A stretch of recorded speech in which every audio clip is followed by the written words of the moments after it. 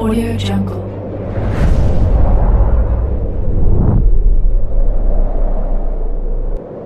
Yo, balik lagi bersama Mimin di Manhwa TV. Kali ini kita akan lanjutkan pembahasan dari cerita The Apex of Dragon Mastery. Mimin infokan kembali bagi teman-teman yang ingin menonton video terbaru lebih cepat, silahkan bergabung jadi member di channel ini dengan biaya 5.000 per bulannya. Jika tidak, teman-teman bisa bersabar lebih dulu selama 2-3 hari untuk menonton video tersebut. Tanpa berlama-lama, yuk kita masuk ke disclaimer dulu.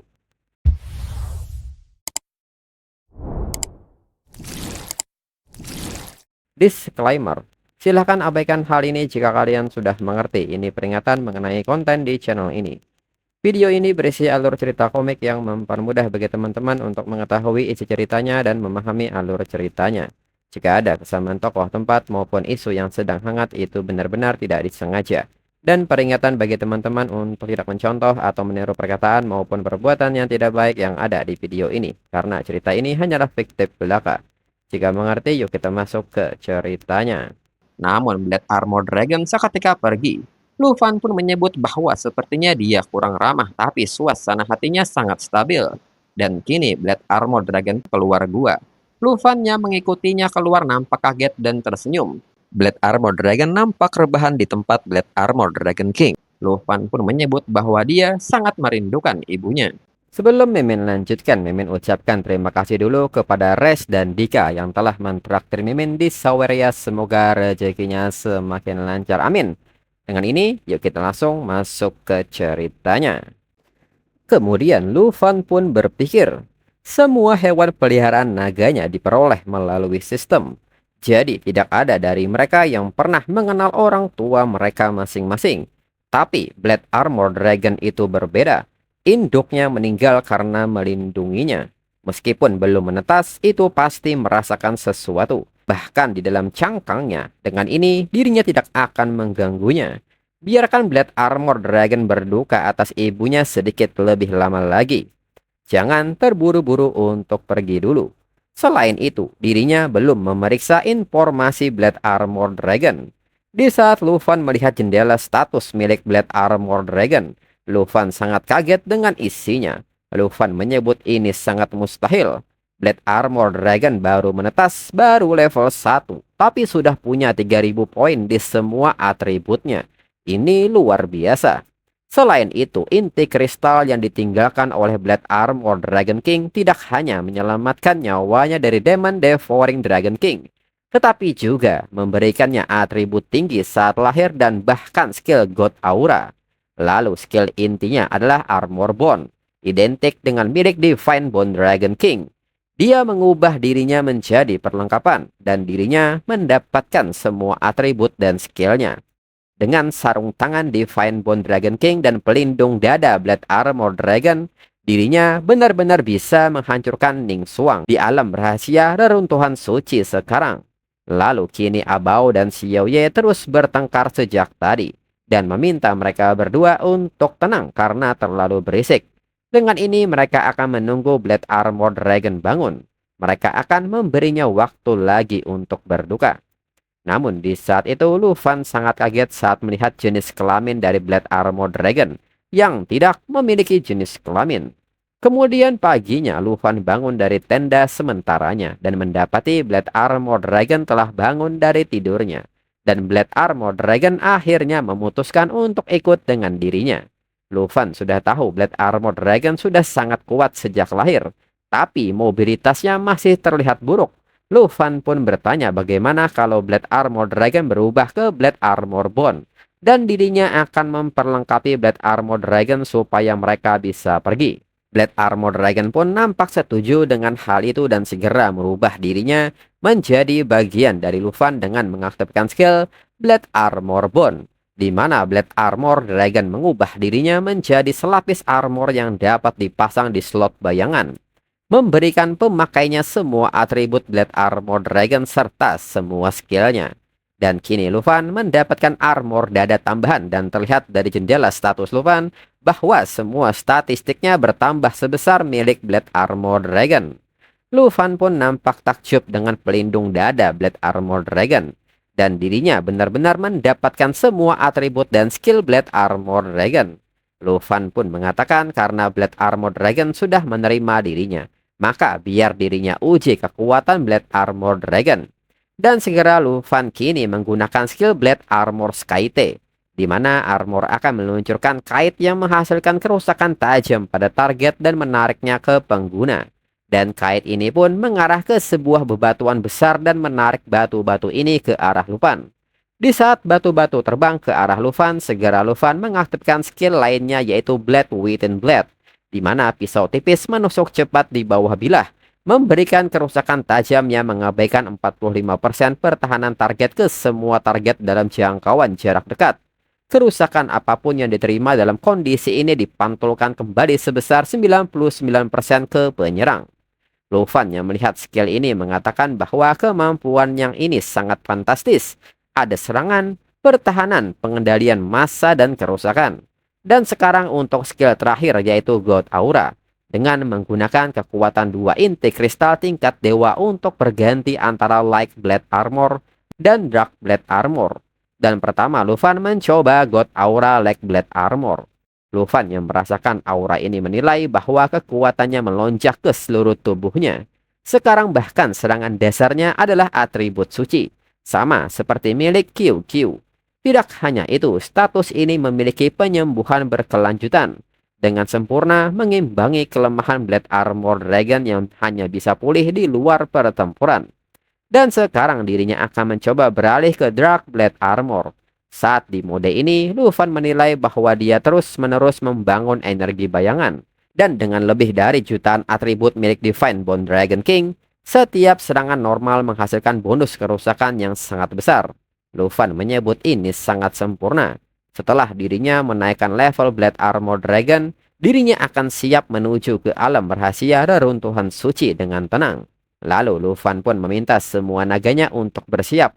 Dirinya akan membuka gerbang wilayah sekarang. Mereka akan segera pulang. Kemudian dengan menggunakan portal Marozop yang dibangun di wilayah Pulau Tianfu, dirinya segera kembali ke kota Jianghai. Bibinya pun sangat senang melihat dirinya yang telah kembali. Namun dia sudah terbiasa dengan perjalanan dirinya yang terus-menerus. Dia tidak lagi menangis dan mengkhawatirkan dirinya seperti dulu. Lalu Han Jie pun menyebut bahwa dirinya kebetulan membeli banyak bahan makanan. Dan mengapa tidak mengundang QQ untuk makan malam juga di sini. Jian Ying pun mengatakan bahwa hari ini adalah hari makan gratis Sioman. Dia pasti datang. Jadi Han Jie hanya perlu memanggil QQ. Lu Fan pun menyebut itu luar biasa. Dirinya punya sesuatu yang perlu dirinya katakan pada semua orang. Kemudian sore itu juga di Taman Jiangsan, Sioman pun agak kaget mendengar pengumuman Lu Fan soal perjalanan hiking sampai ke perbatasan barat. Sioman menyebut bahwa Lu Fan tidak perlu begitu. Mengapa memaksakan diri menderita kalau tidak bisa? Han Jie pun membenarkan hal itu. Ini sangat rawan terjadinya kecelakaan. Han Jie pun bertanya bisakah Lu Fan menggunakan gulungan teleportasi yang Wu Xian berikan pada dirinya. QQ pun menyebut bahwa Lu Fan bisa naik pesawat atau naik Divine Dragon Bone. Jian Ying pun menyebut bahwa mendaki bukan hanya petualangan, lagi pula butuh setidaknya 1 atau 2 bulan untuk mencapai perbatasan barat. Lu Fan pun mengatakan bahwa dirinya tidak bisa lagi memanggil pasukan boneka mayatnya. Namun jangan khawatir karena Holy Dragon sudah menyerap semua boneka mayatnya. Dan dia berubah menjadi Godbone Dragon King dengan atribut yang sangat tinggi. Dalam perjalanan ini, dirinya mendapatkan pedang ninja baru yang akan memungkinkan dirinya mencapai 1 juta statistik. Jadi sama sekali tidak perlu khawatir dirinya akan mengalami kecelakaan. Mereka semua pun kaget soal 1 juta atribut ini. Sioman dengan kata-kata terbata-bata bertanya soal 1 juta atribut ini apakah sungguhan. Lu Fan pun mengiyakan hal ini. Awalnya dirinya berencana untuk farming di dungeon untuk menaikkan level Blade Armor Dragon miliknya. Namun masih ada dari sebulan sebelum pembukaan alam rahasia reruntuhan suci. Jadi dirinya memutuskan menggunakan waktu ini untuk bepergian ke barat. Mereka tidak hanya mendapatkan lebih banyak pengalaman, tapi ketika mereka mencapai wilayah barat, Blade Armor Dragon juga naik level. Dan alam rahasia reruntuhan suci akan segera terbuka. Han Jie pun bertanya apakah itu berarti Lu Fan akan segera berangkat lagi. Lu Fan pun membenarkan hal itu, dirinya akan berangkat besok pagi. Kemudian paginya Lu Fan pun berpamitan dengan bibinya dan dengan yang lainnya juga pagi-pagi sekali untuk melakukan perjalanan ke arah barat.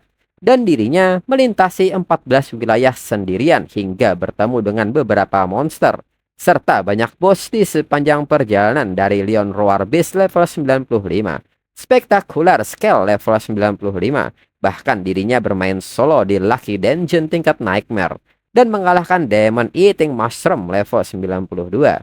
Dan dalam perjalanan dirinya juga bertemu dengan banyak pemburu yang menginginkan material hingga menyingkirkan mereka semua. Dan setelahnya semua orang naik level dari Blade Armor Dragon naik ke level 57.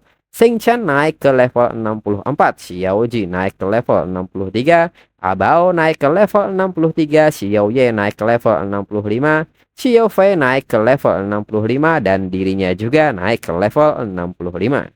1 bulan kemudian, kini dirinya sampai di perbatasan barat dan akhirnya dirinya melihat tepi perbatasan barat. Namun pada titik ini hanya ada sedikit waktu tersisa sebelum pembukaan alam rahasia reruntuhan suci. Dan notifikasi hitung mundur pembukaan alam rahasia reruntuhan suci tersisa 10 hari lagi. Dengan ini waktunya untuk kembali.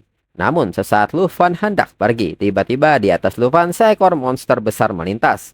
Lu Fan pun bertanya apakah itu Golden Feather Rock level 94. Binatang buas yang hanya ditemukan di perbatasan barat. Ini adalah tunggangan yang hebat. Lu Fan pun mengatakan bahkan penyusunannya pun sangat langka. Segera Lu Fan menggunakan Blade Armor Bond hingga mendapatkan semua atribut dan skill milik Blade Armor Dragon. Dan segera Lu Fan melepaskan skill Blade Armor Skyte. Lu Fan pun berniat mengambil binatang buas ini dan akan memberikannya ke Wuxian sebagai hadiah. Dan segera pengait ini menjerat kaki Golden Feather Rock. Segera Lu Fan menarik dirinya untuk naik ke atas tubuh Golden Feather Rock. Kembali Lu Fan menggunakan pengait tajam untuk menilit leher Golden Feather Rock dan mencoba mengendalikannya. Di saat itu Lu Fan menatap dengan tajam ke arah Golden Feather Rock dan mengatakan, jika Golden Feather Rock tidak ingin mati maka jaga sikapnya baik-baik. Merasakan intimidasi ini, Golden Feather Rock seketika melunak dan mematuhi Lu Fan. Lu Fan pun merasa lega Golden Feather Rock menjaga sikapnya. Ini benar-benar tunggangan yang cukup bagus. Lu Fan pun menilai dengan kecepatan ini mereka pasti akan tiba tepat waktu. Namun di saat itu tiba-tiba Golden Feather Rock dihujani dengan banyak serangan dari bawah. Lu Fan pun bertanya apakah ini sebuah penyergapan. Mereka pun kini menyerang dengan cepat serta melemparkan sebuah jaring. Hingga Golden Feather Rock terperangkap. Orang-orang ini pun seketika bersemangat karena berhasil menangkapnya. Rekannya meminta temannya untuk menariknya sekuat tenaga dan jangan biarkan dia lepas dari perangkap. Lu Fan yang di udara pun seketika mengenakan sarung tangan milik Godbone Dragon King. Sedangkan Golden Feather Rock pun kini telah jatuh ke permukaan. Di saat orang-orang ini merasa sudah mendapatkannya, Lu Fan seketika turun dengan kecepatannya hingga membuat area sekitar bergetar dan membuat orang-orang ini terlempar. Salah seorang dari mereka bertanya apa yang sedang terjadi. Saat kepulan asap memudar, mereka pun menyebut bahwa Lu Fan jatuh bersama dengan Golden Feather Rock itu. Jika dilihat dari pakaiannya, Lu Fan terlihat seperti pemburu material yang sendirian. Seseorang dari mereka seketika berlari ke arah Lu Fan dan mengatakan karena Lu Fan bukan dari keluarga terpandang maka bunuh saja dia. Orang ini pun menyebut bahwa Lu Fan hanya kurang beruntung. Lu Fan yang memperhatikan mereka pun berpikir bahwa berita dari pegunungan barat memang langka. Orang-orang ini yang tampaknya berasal dari keluarga terkemuka bahkan tidak mengenali pemimpin keluarga Ye. Dan pukulan yang Lu Fan lepaskan pun kini menggunakan Divine Bond Descan yang membuat Lu Fan melepaskan kekuatan penuh dari sarung tangan Divine Bond yang memberikan peningkatan kekuatan sebesar 1000%. Hingga membuat orang ini terlempar sangat jauh. Dan kembali Lu Fan melepaskan skill Blade Armor Skyte yang mengarah ke gunung-gunung yang ada di sekitar hingga memotongnya layaknya kertas. Dan hal ini pun membuat mereka semua panik dan meminta Lu Fan untuk tidak mendekat. Namun di saat itu seseorang seketika memanggil Lu Fan dan ternyata itu adalah Wuxian yang tiba-tiba melompat ke arah Lu Fan.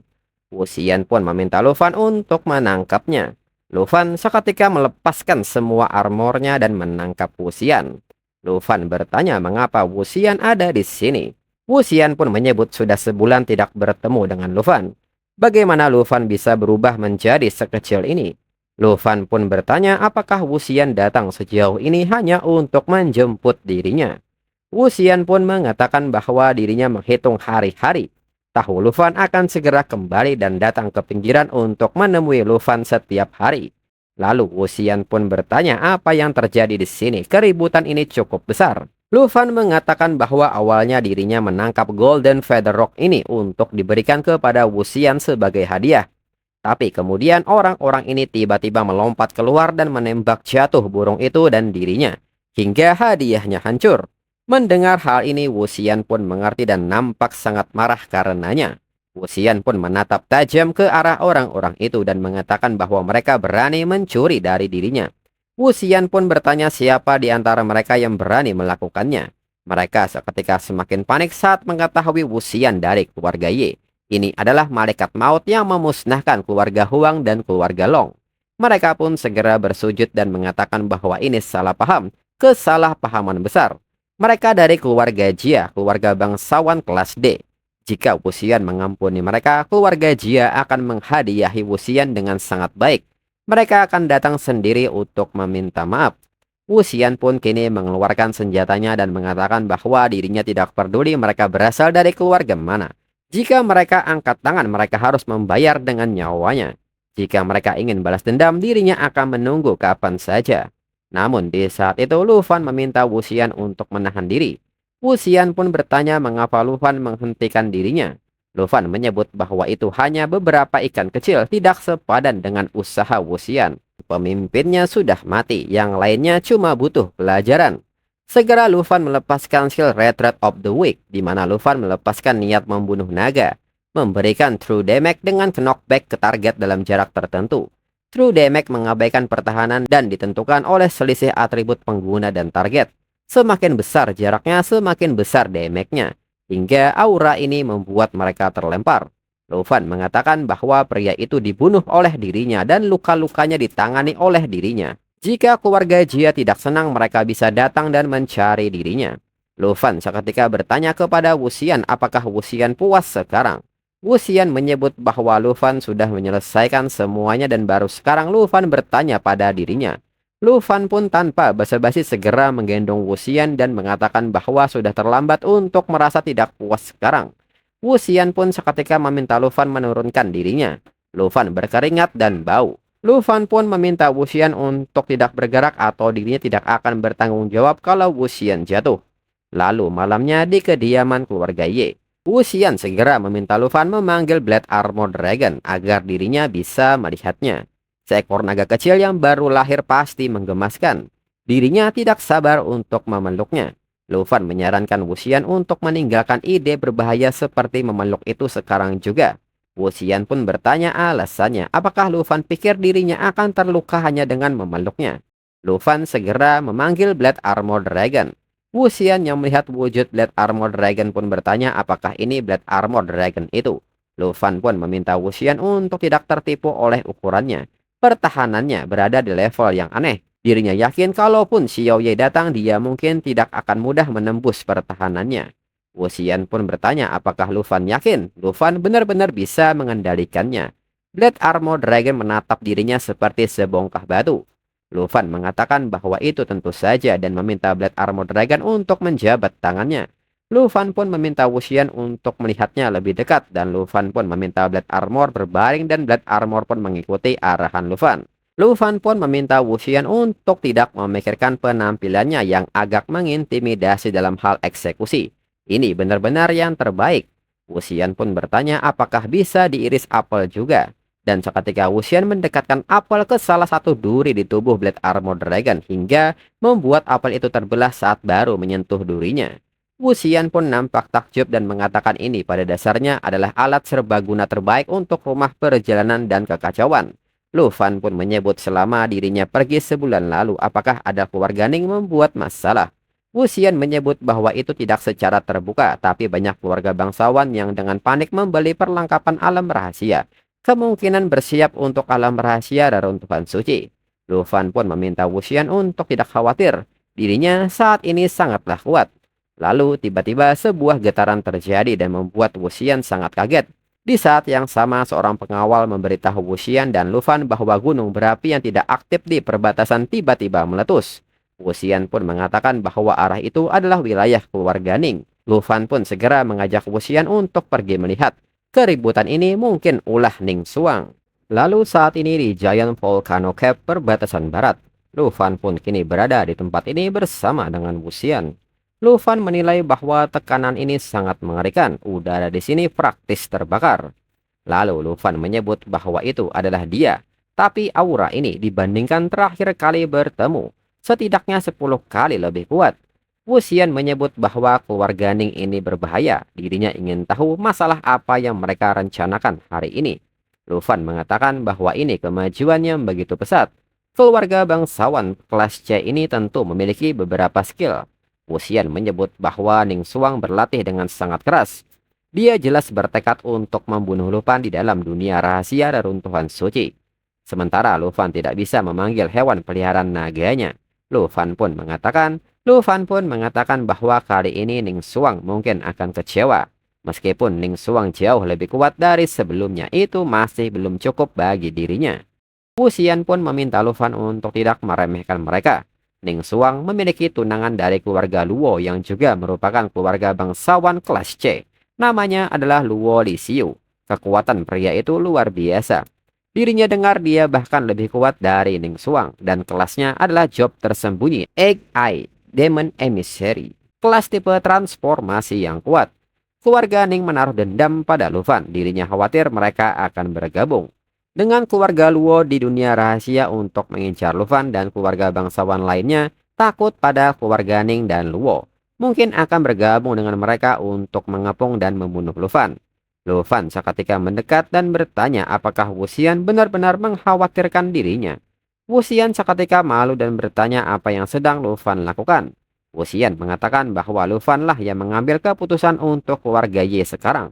Tentu saja dirinya tidak ingin Lufan mati. Lufan pun meminta Wuxian untuk tidak khawatir, dirinya yakin sekali dirinya bisa mengatasinya. Tidak hanya keluarga Ning, tetapi semua orang yang masuk ke dunia rahasia reruntuhan suci akan dikalahkan oleh dirinya. Wuxian pun meminta Lufan untuk tidak menganggap ini enteng. Bahkan jika Blade Armor Dragon dan Divine Bone Dragon King bisa memasuki dunia rahasia, kekuatan gabungan dari keluarga peringkat C jelas tidak bisa diremehkan. Lufan pun bertanya menurut Wuxian berapa nilai atribut Ning Xuang setelah dia menggunakan skill transformasinya. Wuxian pun menyebut bahwa total atribut dirinya baru saja melebihi 10.000. Ning Xuang dikecam dengan sumber daya keluarga bangsawan kelas C, dikombinasikan dengan ciri-ciri kelas transformasinya. Atribut puncaknya mungkin bisa 10 kali lipat dari Lufan. Lufan pun menyebut lebih dari 100.000 itu masih belum terlalu tinggi. Mendengar hal ini, Wuxian pun bertanya apa maksud Lufan. Lufan meminta Wuxian untuk melihat baik-baik kekuatan dirinya saat ini. Dan segera Lufan mengaktifkan skill Blade Armor Bone dan Divine Bone Armor di saat yang bersamaan.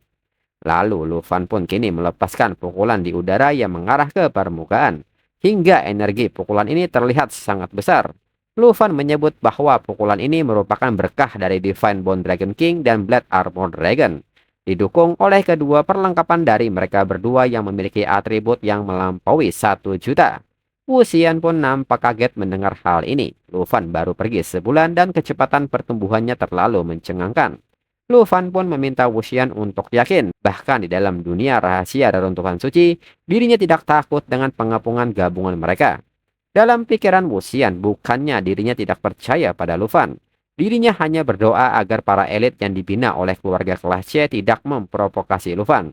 Jika Lufan benar-benar membunuh mereka semua, itu mungkin akan memicu perang keluarga bangsawan di antara para kelas C. Kemudian hari berikutnya di kediaman keluarga Ning, Tetua Ning pun mengatakan untuk perjalanan ke dunia rahasia reruntuhan suci ini, keluarga Ning dan keluarga Luo harus bekerja sama sepenuhnya dan saling menjaga. Mereka sama sekali tidak boleh membiarkan keluarga lain mendapatkan spirit tampering liquid.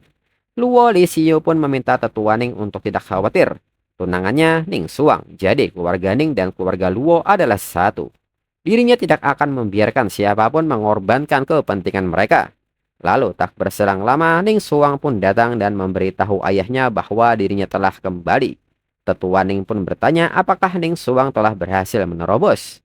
Ning Suang menyebut bahwa dirinya telah mencapai level 110 dan memahami skill level 100 keduanya yaitu Scarlet Sunfire. Kali ini dirinya pasti akan membuat Dragon Tamer itu menderita. Tetua Ning pun nampak bersemangat dan menyebut ini sangat bagus. Level 110 di usia 18 tahun mendekati kekuatan job kelima. Tak seorang pun di seluruh bangsawan kelas C bisa menandingi Ning Suang. Dirinya yakin dengan waktu yang cukup Ning Suang bisa memimpin keluarga Ning menjadi keluarga bangsawan kelas B.